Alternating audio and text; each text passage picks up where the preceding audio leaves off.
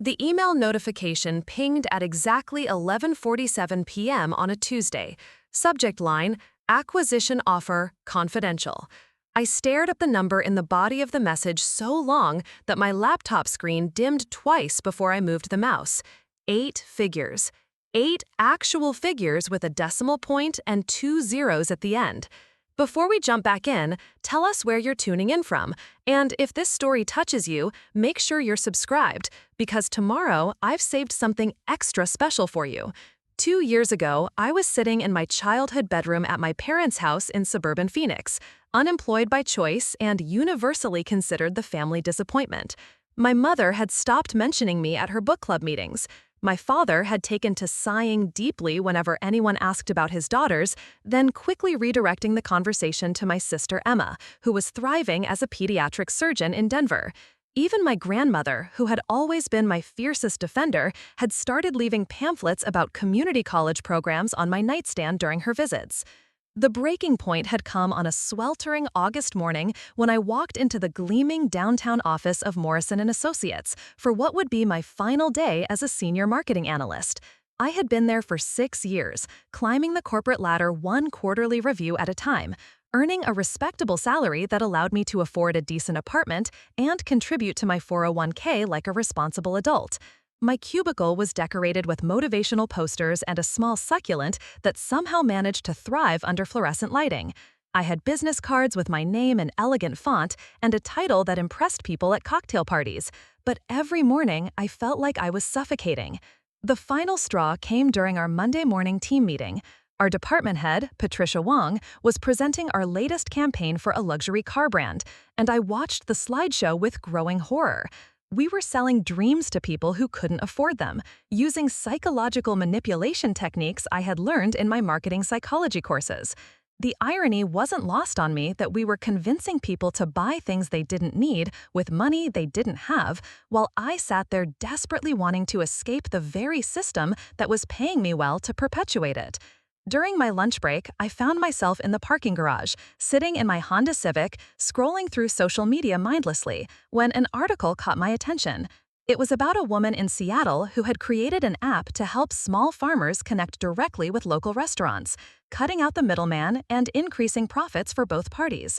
The article mentioned that she had started the company with her severance package after being laid off from a consulting firm. What struck me wasn't just her success, but the way she talked about waking up excited every morning, about feeling like her work actually mattered. I had been coding since high school.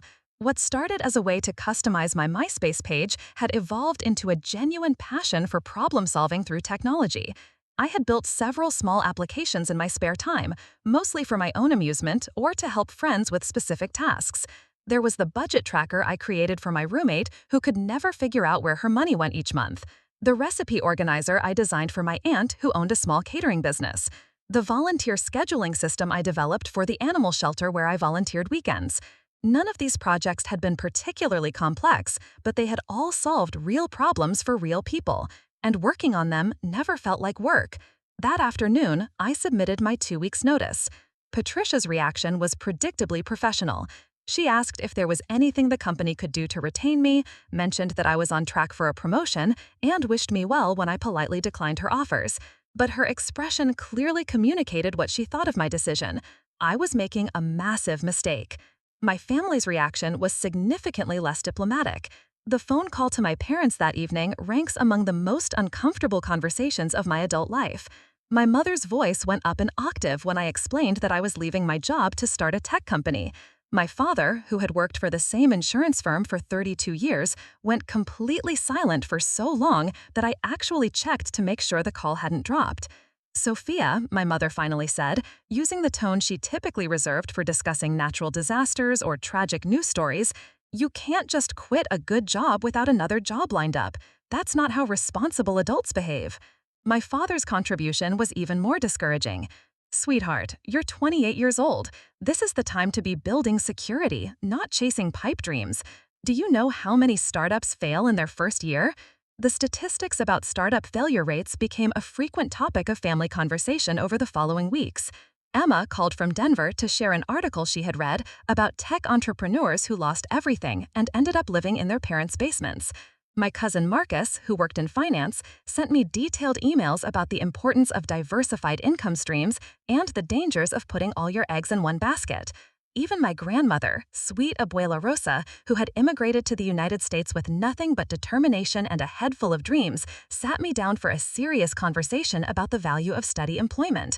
"Mija," she said, holding my hands in her weathered ones, "I didn't work 3 jobs to put your mother through college so that you can throw away a good career.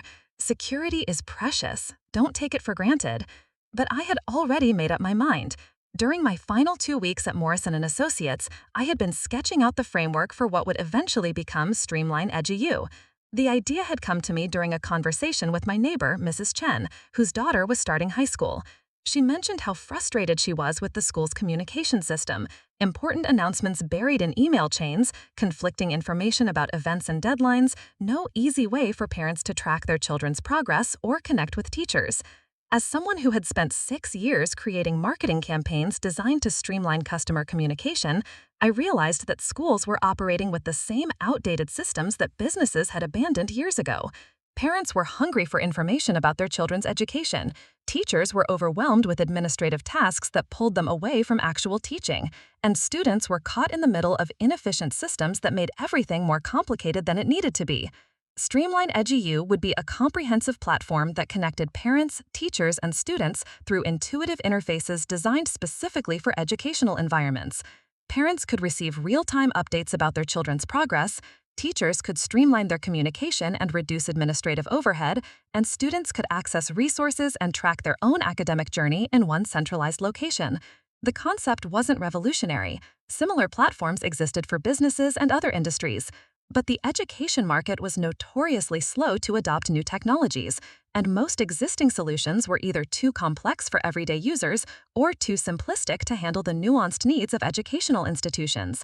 I moved back into my childhood bedroom and converted my parents' guest room into a makeshift office. My savings account became my runway, and I gave myself 8 months to build a minimum viable product and secure at least 3 pilot schools for testing. My parents tolerated this arrangement with the barely concealed hope that I would come to my senses and return to the corporate world before I burned through all my money. The first few months were brutal. I was working 18-hour days, learning new programming languages, researching educational technology markets, and cold-calling school administrators who had no interest in talking to an unknown entrepreneur with an unproven product. My social life disappeared entirely. Friends stopped inviting me to happy hours because I always declined, too buried in code and coffee to maintain normal relationships. The lowest point came during Thanksgiving dinner. The entire extended family was gathered around my parents' dining room table, and the conversation inevitably turned to career updates. Emma shared news about a prestigious fellowship she had been awarded. Marcus talked about a major client his firm had landed. My cousin Angela, who taught elementary school, described a grant she had written that would bring new technology to her classroom. When the attention turned to me, the table went quiet. "Sophia is working on a computer project," my mother said carefully, as if describing a communicable disease. "It's a software platform," I corrected, but the damage was done. The polite nods and quick subject changes made it clear that my family viewed my startup as an expensive hobby rather than a legitimate business venture. Uncle Roberto, who owned a successful construction company, pulled me aside after dinner. "You know, mija, I could always use someone with your education in my office. Marketing is marketing, whether it's for office buildings or software. The offer stands whenever you're ready to get back to the real world." The real world. As if what I was building wasn't real, wasn't valuable, wasn't worth the risk I was taking. But by Christmas, I had my first breakthrough. Washington Elementary School in Tempe agreed to pilot Streamline EduU for their spring semester. Principal Martinez, a forward-thinking educator who had been frustrated with their current communication systems, was willing to try something new. The pilot would involve 50 families, 4 teachers, and 1 very nervous software developer who would be monitoring every interaction and frantically fixing bugs in real time. That first pilot taught me more about product development than any business school course could have. Parents loved the real-time progress updates but wanted more granular control over notification settings. Teachers appreciated the streamlined communication tools but needed better integration with their existing gradebook systems. Students found the interface intuitive but requested features that would help them collaborate on group projects. I spent the winter break implementing every piece of feedback, rebuilding entire sections of the platform based on actual user experiences rather than my assumptions about what schools needed. By February, word had spread to 2 other schools in the district, and I had a waiting list of educators who wanted to join the pilot program for the following year. The annual Rodriguez family reunion was held every June at Desert Vista Park, the same pavilion we had reserved for the past 15 years. This year's gathering felt particularly loaded with expectation. I could see it in the way conversations stopped when I approached, in the careful questions about how my project was going, in the sympathetic looks from aunts who clearly thought I was about to hit rock bottom. My mother had been dropping hints for weeks that this would be a good time to announce my return to traditional employment. She had even arranged for her friend Carol, who worked in HR at a major tech company, to attend the barbecue. Carol spent the first hour of the reunion cornering me near the dessert table, enthusiastically describing their open marketing positions and their excellent benefits package. "The company culture is wonderful," Carol insisted, ladling potato salad onto her plate. "And with your experience, you'd probably start at a senior level, much more stable than whatever it is you're doing now." I smiled politely and excused myself to help my father with the grill, but even he seemed to view this gathering as my intervention. As he flipped burgers, he launched into what I recognized as a carefully prepared speech about the importance of knowing when to cut your losses. "There's no shame in trying something and realizing it's not working out," he said, not quite meeting my eyes. "The smart thing is to recognize reality before you dig yourself into a hole you can't climb out of." By mid-afternoon, Streamline EDU had expanded to 47 schools across 3 states. Our user base had grown to over 12,000 active families, and we were processing more than 50,000 interactions per day. Teachers were reporting measurable improvements in parent engagement, and school administrators were documenting significant reductions in communication-related complaints. But my family saw none of this. They saw their 28-year-old daughter living in her childhood bedroom, working on a computer in their guest room, with no visible income and an uncertain future. The intervention reached its peak when Uncle Roberto stood up during our traditional family toast. Every year, different family members would share updates about their lives, celebrate achievements, and offer support for challenges ahead. This year, Roberto seemed determined to use his toast as a platform for tough love.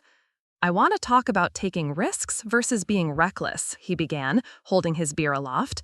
"We all admire entrepreneurship, but real entrepreneurs know when to pivot and when to cut their losses. Sometimes, the bravest thing you can do is admit that something isn't working and get back to building real security." His eyes found mine across the picnic table.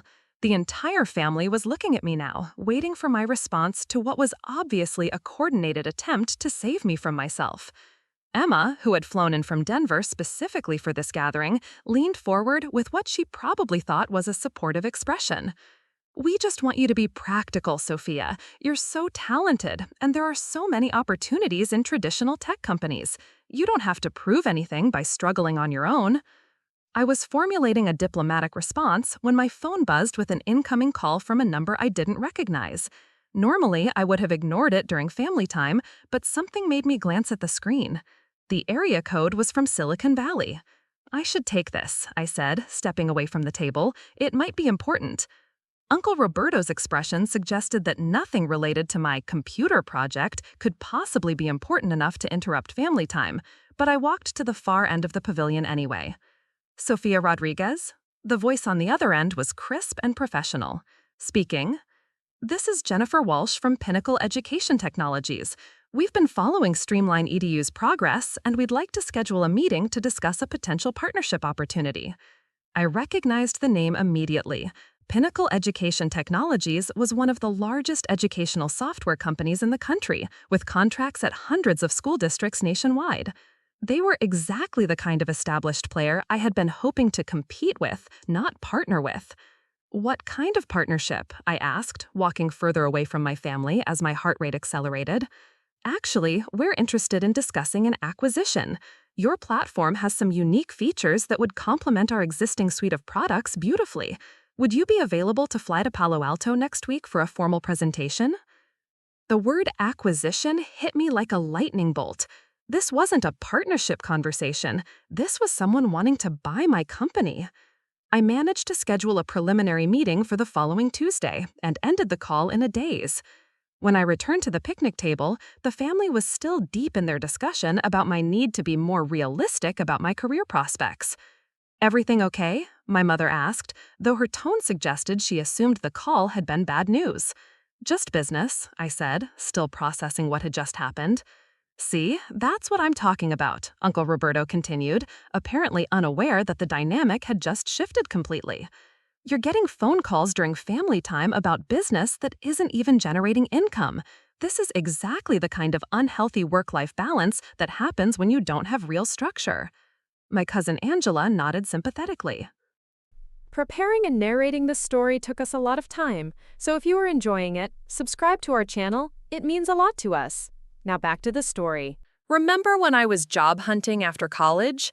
I thought I wanted to start my own tutoring business, but my parents helped me see that teaching was a much more stable path. Sometimes family can see things more clearly than we can. The conversation continued in this vein for another hour. My relatives took turns sharing gentle wisdom about the importance of financial security, the value of traditional career paths, and the dangers of unrealistic expectations. They spoke about me as if I weren't sitting right there, describing my startup as a phase I needed to outgrow. But something had fundamentally changed during that phone call. For the first time in 2 years, I had external validation that what I was building had real value. Pinnacle Education Technologies wasn't a small company taking a flyer on an unproven startup. They were an industry leader with the resources to do serious due diligence, and they had sought me out. The meeting in Palo Alto the following week exceeded every expectation I had dared to have. Pinnacle's acquisition team had done extensive research on Streamline Education, interviewing school administrators who used our platform, analyzing our user engagement metrics, and studying our competitive positioning. They weren't just interested in buying my company, they were impressed by what I had accomplished. "Your user retention rates are exceptional," said David Kim, Pinnacle's chief technology officer, as we sat in their gleaming conference room overlooking Silicon Valley. "Most educational platforms struggle to maintain engagement after the initial implementation period. Your 91% monthly active user rate is remarkable." The offer they presented was more than I had ever imagined possible, not just for the immediate payout, but for the opportunity to scale Streamline Education's reach exponentially. Pinnacle had relationships with over 800 school districts nationwide. They had the infrastructure to handle millions of users and the resources to develop features I had only dreamed about implementing. But what struck me most was how they talked about the work I had been doing. They didn't see Streamline Education as a cute side project or an expensive hobby. They saw it as a legitimate solution to real problems in educational communication, with the potential to impact hundreds of students and families. The negotiation process took 3 weeks. During that time, I couldn't share the news with anyone. The non-disclosure agreement I had signed was comprehensive, and the deal was complex enough that anything could still fall through. I continued living in my childhood bedroom, working in my parents' guest room, enduring family conversations about when I would return to the real world. The morning the acquisition was finalized, I woke up in my childhood bed to the sound of my mother making coffee downstairs. For a moment, I felt the familiar weight of family disappointment and concern. Then I remembered that I was no longer an unemployed woman living with her parents. I was the founder of a company that had just been acquired for a sum that would change my life forever. The wire transfer confirmation email arrived at exactly 11:47 p.m. that Tuesday night. I stared at my bank balance until my laptop screen dimmed, hardly believing that the numbers were real. In less than 2 years, I had gone from unemployment to financial independence, from family disappointment to business success that exceeded my wildest expectations. But the strangest part was that none of the external validation mattered as much as I had thought it would. What mattered was that I had trusted my instincts when everyone around me thought I was making a mistake. I had identified a real problem, built a solution that worked, and created something that genuinely improved people's lives. The money was wonderful, but the knowledge that I had been right about myself was transformative. I waited until Saturday morning to tell my family. There was something poetic about delivering the news during our weekly breakfast tradition, in the same kitchen where I had endured countless conversations about my questionable life choices. "I have some news," I said, setting down my coffee cup with hands that were surprisingly steady. My mother's shoulders tensed slightly. Over the months, my announcements had ranged from updates about new schools joining the platform to explanations about why I needed to extend my stay in their guest room. None of these updates had been particularly welcome. "Streamline Education was acquired this week," I continued. "I signed the final papers on Tuesday." My father looked up from his newspaper, confusion creasing his forehead. "Acquired? What does that mean exactly?" "It means another company bought it, Pinnacle Education Technologies. They're integrating our platform into their existing products and scaling it nationally." "Well, that's nice, sweetheart," my mother said, though her tone suggested she wasn't entirely sure whether this development was positive or negative. "Does this mean you'll be working for them now?" "I could if I wanted to. They offered me a position heading up their new parent engagement division, but I don't think I'm ready to go back to corporate life just yet." What I didn't say immediately was that I didn't need to work for anyone anymore. The acquisition payout was substantial enough that I could take time to figure out what I wanted to do next without financial pressure. I could travel, pursue another startup idea, go back to school, or simply take a year to decompress from the intensity of the past 2 years. My father was studying my face with the expression he typically reserved for insurance policies he didn't quite understand. "So what will you do now?" "I'm not sure yet. I have options." It wasn't until later that afternoon, when I was packing up my makeshift office in their guest room, that I finally shared the full scope of what had happened. My mother found me wrapping cables around my laptop charger and asked directly how much money I had made from the sale. When I told her, she sat down heavily on the bed. "Sophia," she said quietly, "that's more money than your father and I have saved in our entire working lives." The reality of my success seemed to hit my parents in waves over the following days. My father called 3 different investment advisors to make sure I was handling the financial windfall responsibly. My mother started mentioning my computer business to her book club friends with a pride that had been notably absent during the 2 years when she thought I was frittering away my future. But the most satisfying conversation happened the following weekend when Uncle Roberto came by to help my father with a home improvement project. He cornered me in the kitchen while I was making lunch, clearly prepared to continue his intervention from the family reunion. "I hope you're thinking seriously about what comes next," he began, using the same patronizing tone that had characterized his previous advice. "Just because someone bought your little project doesn't mean you should get overconfident about this tech stuff. The smart thing would be to use this as a stepping stone back to a real career." I listened patiently while he explained the importance of building on this lucky break by pursuing stable employment with an established company. He had clearly not grasped the scale of what had happened, still viewing the acquisition as a small windfall rather than a life-changing event. "I appreciate your concern," I finally said, "but I think I'm in a good position to figure out my next steps." "Well, sure, but you don't want to make the same mistake twice. Lightning doesn't strike twice, you know."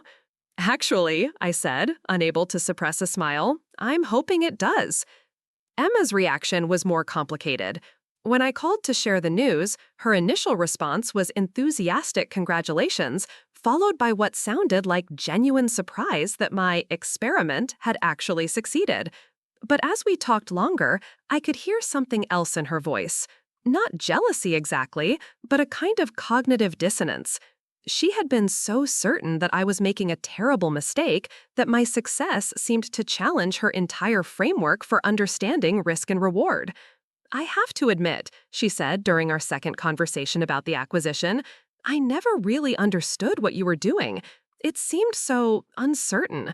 I guess I underestimated you." The admission meant more to me than she probably realized.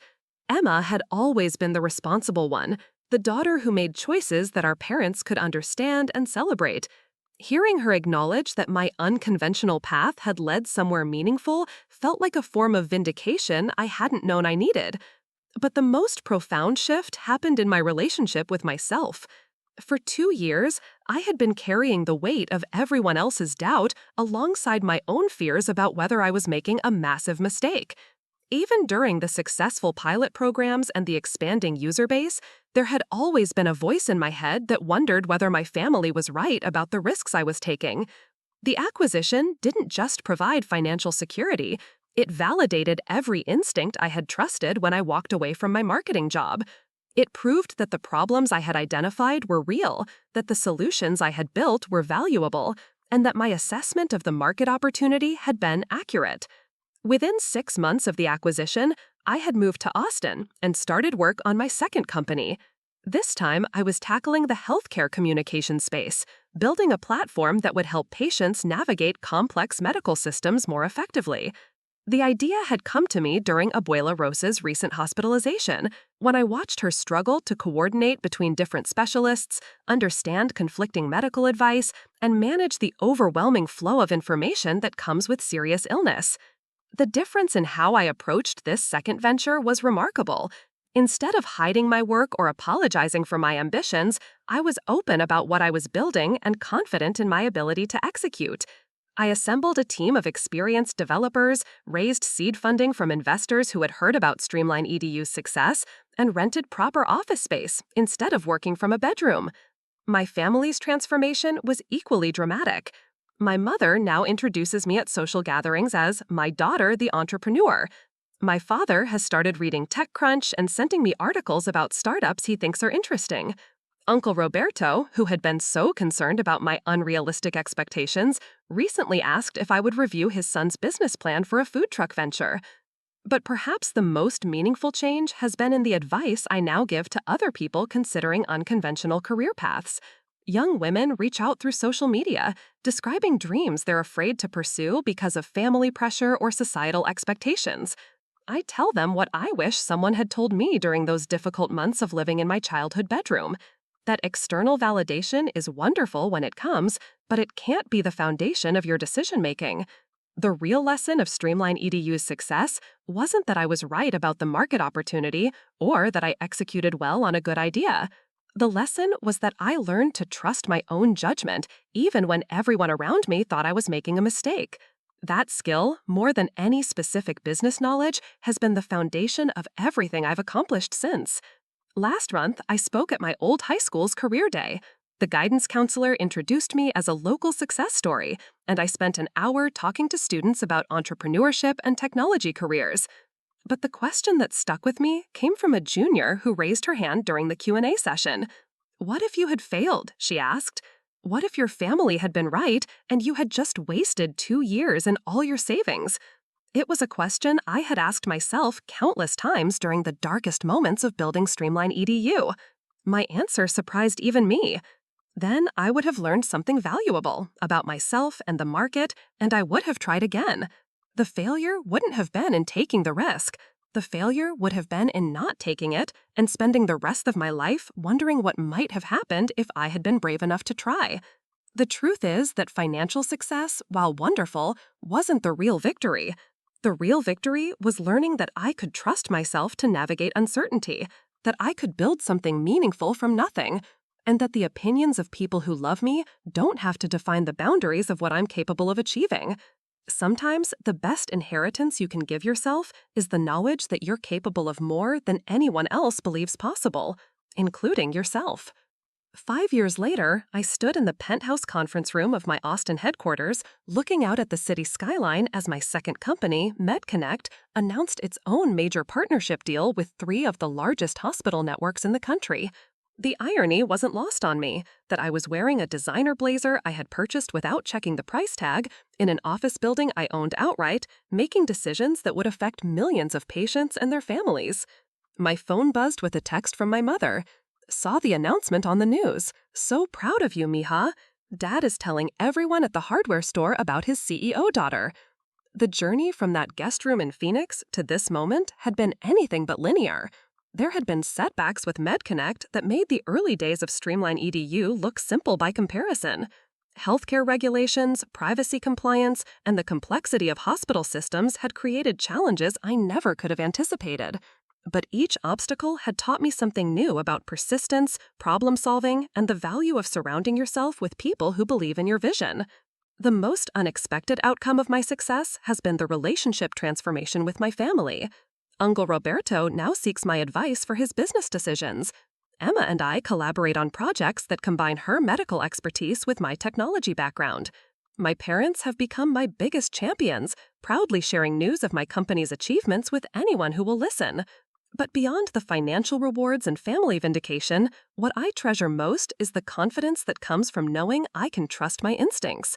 When everyone around you is certain you're making a mistake, and you choose to move forward anyway based on your own assessment of the situation, you learn something profound about your own capabilities. That scared 28-year-old who quit her stable job to chase an uncertain dream has become someone who can navigate any challenge because she knows that her judgment, even when it contradicts conventional wisdom, is worth trusting. The acquisition check that cleared years ago was just the beginning of understanding what becomes possible when you refuse to let other people's limitations define your own. Up next, you've got 2 more standout stories right on your screen. If this one hit the mark, you won't want to pass these up. Just click and check them out.